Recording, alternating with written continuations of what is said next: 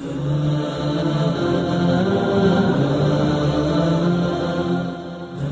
جو نقشہ کھینچا گیا ہے قرآن مجید میں سورہ قیامہ کی ان آیات میں، الساعہ، جب وہ گھڑی آئے گی، والساعۃ ادھیٰ وامر، بہت کڑوی گھڑی ہوگی، بہت سخت مرحلہ ہوگا، ہلچل ہوگی۔ اور ڈاکٹر بشیر الدین محمود کا خیال یہ ہے کہ یہ نظام شمسی میں ہوگا یہ سارا کا سارا اختلال۔ اس کائنات کے اندر بہت سی گیلیکسیز ہیں، تو ایسا محسوس ہوتا ہے کہ بعض گیلیکسیز کی قیامت واقع ہو چکی، وہ بلیک ہولز کے اندر دفن ہو چکی، اور ہماری جو گیلیکسی ہے جس میں یہ زمین ہے ہماری، جب یہ قیامت آئے گی تو اس کا سارا جو اختلال جو ہوگا وہ در حقیقت اس نظام شمسی کے اندر ہوگا۔ اب نظام شمسی میں آپ کو معلوم ہے کہ سورج مرکز ہے، اس کے گرد جو ہے سیارے چکر لگا رہے ہیں، چاند ہے مختلف سیاروں کے گرد چکر لگا رہے ہیں۔ یہ نظام جو ہے ایک میوچول بیلنس، گریویٹیشنل فورسز جو ہیں ان کا ایک میوچول بیلنس ہے جس کے تحت یہ نظام تھا۔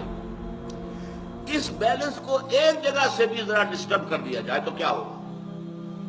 ظاہر بات ہے اس کرے سے اس کرے کا فاصلہ اور اس کرے سے اس کرے کا فاصلہ، یہ فورسز گریویٹیشنل جو بیلنس کیے گئے، ذرا سے یہ چیز ہٹ جائے، ادھر کا فاصلہ کم ہو گیا ادھر کا زیادہ ہو گیا، وہ کرہ اس کو کھینچ لے گا اپنی طرف، پھر یہ ٹکرائیں گے ایک دوسرے کے ساتھ۔ اس کا نقشہ ہے جو یہاں کھینچا گیا ہے۔ فَإِذَا بَرِقَ الْبَصَرُ، برق البصر کیوں ہوگا؟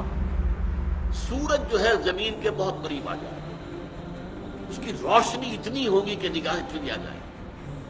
اس کو ہمارے ہاں عام روایات میں قیامت کے ذکر میں کہا جاتا ہے سورج سوا نیزے پر ہوگا، یہ عام ہماری روایات ہے، سوا نیزے پر ہوگا، اور اس کی وجہ سے شدید تباہت اور گرمی ہوگی، اور اپنے پسینوں کے اندر لوگ ڈوب رہے ہوں گے، پسینے سمندر کے مانند ہو جائیں گے۔ اس کا قرآن مجید میں کہیں ذکر نہیں ہے، ہو سکتا ہے بعض احادیث میں ذکر ہو، لیکن یہ ہمارے ہاں کی وہ روایات ہیں کہ جو آتی ہے کہ سورج سوا نیزے پر، لیکن قرآن یہ بتا رہا ہے کہ سورج جو ہے چاند کو گھسیٹ کر اور اپنے اندر دفن کر لے گا۔ فَإِذَا بَرِقَ الْبَصَرُ وَخَسَفَ الْقَمَرُ، اور خسف کے دونوں معنی ہیں، یعنی چاند کا گہنا جانا اور چاند کا دھس جانا، زمین دھس جاتی ہے خسف کہتے ہیں اسے۔ خسف القمر وجمع الشمس والقمر، اب یہ سورج اپنی جگہ پر ہے، چاند اپنی جگہ پر ہے، چاند تو در حقیقت زمین کے گرد چکر لگا رہا ہے، زمین سورج کے گرد چکر لگا رہے ہیں، لیکن ایسا اختلال کوئی ہوگا اس نظام شمسی کے اندر کہ چاند جو ہے وہ سورج کے اندر دھس جائے گا۔ اب یہ جب کوئی ہوگا تو یہ انسان جو ہے اس دن کہے گا این المفر،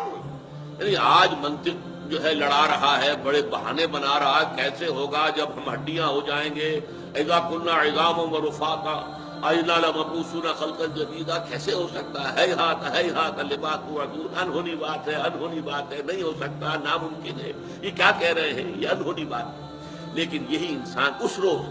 جو ساری اس کی جو اکڑ خونی ہے، وہ جو سارا جو اس وقت تکبر کے ساتھ اور تمرد کے ساتھ جو ذکر کر رہا ہے، اس وقت جو ہے ڈر کر کہے گا ہے کوئی بھاگنے کی جگہ، این المفر، فرار سے بنا ہے، دوڑ ڈالا، مفر جہاں پر دوڑ کر انسان بنا لینا۔ کلا لا وزر، بتا دیا جائے گا نہیں، ہرگز نہیں، اور یہ بتانے کی ضرورت نہیں، صورتحال خود بخود جو ہے وہ روشن ہوگی، از خود۔ لا وزر، کہیں کوئی جائے پناہ نہیں ہے، کوئی ٹھکانہ نہیں ہے، کہیں پر بچنے کی، بھاگ جانے کی کوئی جگہ نہیں۔ الی ربک یومئذ المستقر، اس دن تو